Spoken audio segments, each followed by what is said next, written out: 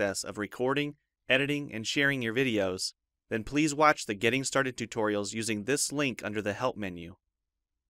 The editor is divided up into three main areas: the clip bin, the timeline, and the canvas. The canvas is where you see your video during playback and can move, resize, and reposition all media however you want. The timeline is where you assemble and edit your video. At the top of the timeline, tick marks represent time in terms of minutes and seconds. When building a video, you'll work in a horizontal manner, beginning from the left and moving sequentially through time toward the right. The tracks are layered on top of each other, so media you add on higher tracks is viewed on top of media on lower tracks in the canvas. For example, this callout is placed on top of the video track on the timeline, and therefore is on top of the screen video on the canvas. If I drag the video track on top of the callout on the timeline, the callout is now hidden behind the video on the canvas. Use the zoom slider to magnify the view of the timeline.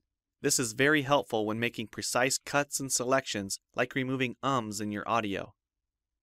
New media can be dragged and dropped on an existing track, or a new track is automatically created when media is dropped at this location at the top of the timeline. To change the position of a clip on the timeline, just drag it.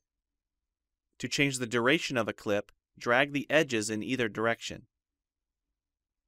An important part of the timeline is the playhead. To view your video, click play.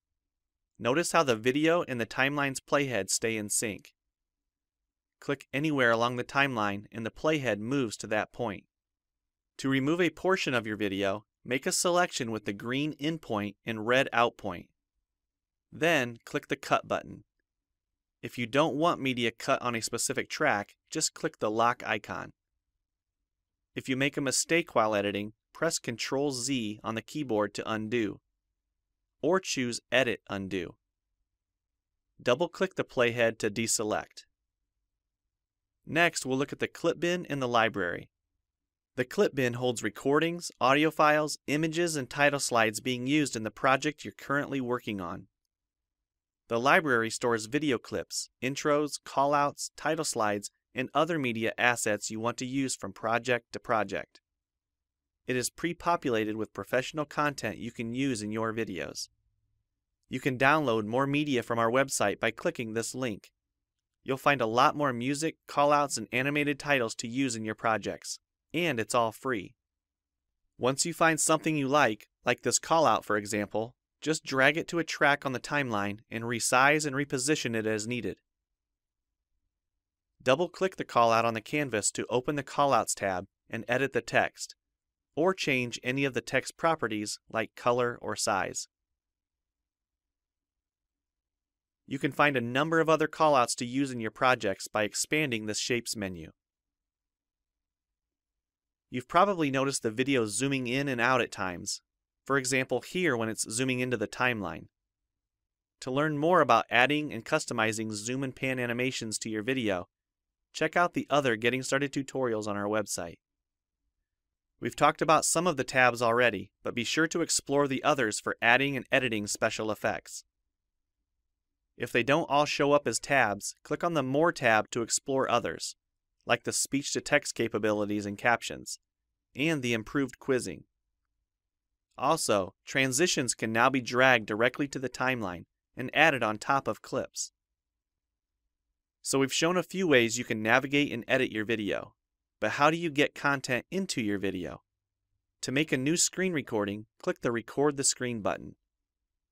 If you already have an audio or video recording you'd like to use, click the Import Media button. When you're done with your video project, you'll need to click the Produce and Share button to create a shareable video. Expand this menu to see a variety of presets. We have a new video player that plays back your MP4 video and includes other interactive features like table of contents, closed captions, quizzes, and even hotspots. These features are available when hosting your video on TechSmithScreencast.com or the video and player on your own web server. This player provides playback on multiple devices with just one video, whether it's a phone, tablet, laptop, or desktop computer. Well, it's time for you to try Camtasia Studio for yourself, using the content on the timeline, or better yet, create your own. We have lots of free tutorials on our website, and I recommend you begin with the Getting Started series. Also, the help file inside Camtasia Studio tells you how to use each of the Camtasia Studio features and applications. One last thing, if you ever want to open this Getting Started project again to view or practice with, use this link here.